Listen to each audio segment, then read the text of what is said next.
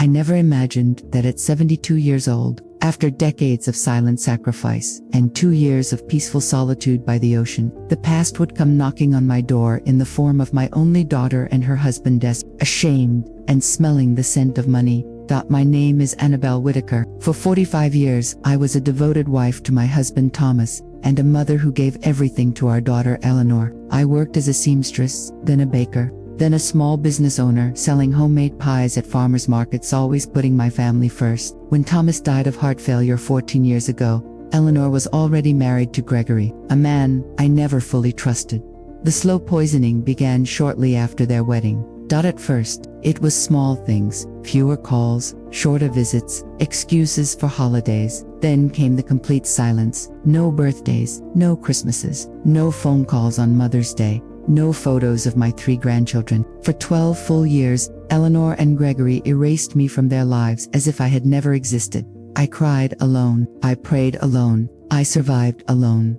Every Sunday I stood under the hot sun at the market, selling my cinnamon apple pies, lemon tarts, and chocolate fudge cakes. The ladies who bought from me became my chosen family. They listened, they hugged me, they reminded me I still had value.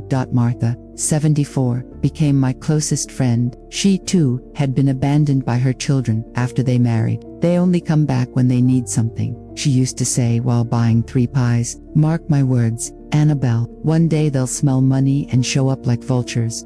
She was right. 3 years ago, my life changed overnight. My Aunt Josephine, my father's estranged sister who moved to California when I was a child, passed away. I hadn't seen her in 50 years. She left me everything, $4.8 million in cash, stocks, and a beachfront house in Malibu worth another $3.7 million. Total inheritance, over $8.5 million. The letter she left me broke my heart and healed it at the same time. Annabelle, my dear niece, I followed your life from afar. I saw your sacrifices, your loneliness, your dignity in poverty. I saw how your daughter treated you like you were disposable. This money is not charity, it is justice. Live the rest of your life as the queen you always were. Never again let anyone make you feel small. With love. Aunt Josephine. I sold my tiny apartment, paid off every debt, and moved into the beach house. For the first time in my life, I woke up to the sound of waves instead of silence. I planted roses. I bought books. I took painting classes. I traveled to places I'd only seen in magazines. I finally lived. Then, one perfect Tuesday morning, the doorbell rang. I opened it to see Eleanor and Gregory standing there, looking older, thinner, and unmistakably desperate. Eleanor wore a faded dress. Gregory's shoes were cracked. Their eyes scanned the marble floors, the ocean view windows, the grand piano I'd always wanted. Mom, Eleanor whispered, we need to talk. I didn't invite them in immediately. I stood in the doorway, arms crossed. 12 years, I said quietly. Not a call, not a text, not even a photo of my grandchildren. And now you want to talk. Gregory cleared his throat. Annabelle, we know we've been awful, but things are bad, really bad. I repeated, voice flat. Eleanor's eyes filled with tears. The business collapsed. We lost the house. We're living with Gregory's parents. The kids, they ask why Grandma never visits. We're about to lose everything.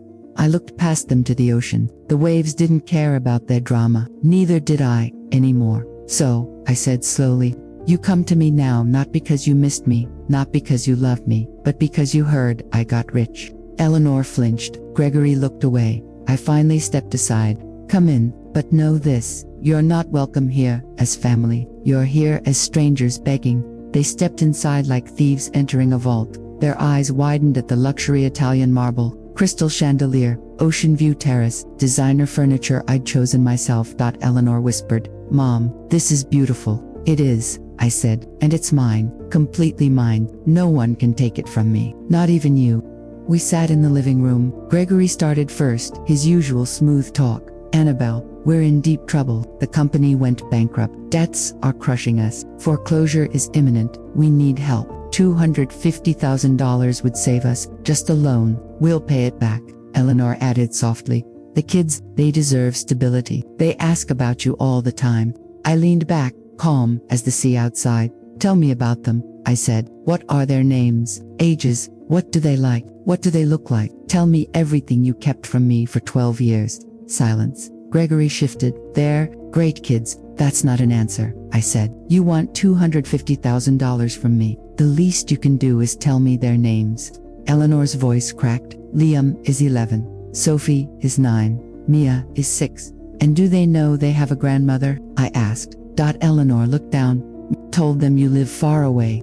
Far away, I repeated. In the same city, 20 minutes from your house. Tears fell down Eleanor's face. I continued, voice steady. Do you know what I did during those 12 years? I sold pies at the market. Every Sunday, rain or shine. I smiled at strangers who appreciated my work more than my own daughter did. I cried myself to sleep wondering what I did wrong. I prayed for one call, one visit, one photo. Gregory tried to interrupt. Annabelle, we're sorry. No, I cut him off. You don't get to interrupt. You don't get to speak over me anymore. I stood up, walked to the terrace doors, opened them. The ocean breeze filled the room. This house, I said, was bought with money from an aunt I barely knew. She saw my pain from afar. She left me everything because she knew what it was like to be discarded by family. She gave me freedom, dignity, peace. I turned back to them. You came here for money, not love, not reconciliation. Money. Eleanor sobbed. Mom, please, we'll change. We'll visit. The kids will know you. We'll be a family again. I looked at her really. Looked.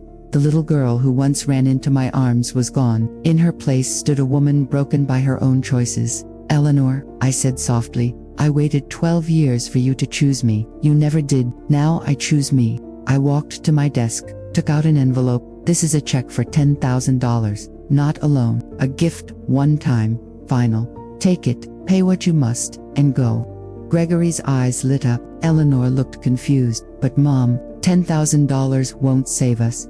I know, I said, but it's all you're getting, ever. Gregory's face twisted. You're rich now. You can afford more. Enough, I said, voice like steel. You don't get to decide what I can afford. You lost that right 12 years ago. I handed them the envelope. Take it and leave. Don't come back unless it's because you truly want relationship, not my wallet. Eleanor took the check with shaking hands. Gregory looked furious. They walked out without another word. I closed the door. And for the first time in 12 years, I didn't cry. I smiled, because I had finally chosen myself. 2 months later, Eleanor texted, Mom, thank you for the money. We're getting back on our feet. I'm in therapy. I'm learning why I let Gregory control me. I'm sorry doesn't feel big enough, but I'm trying.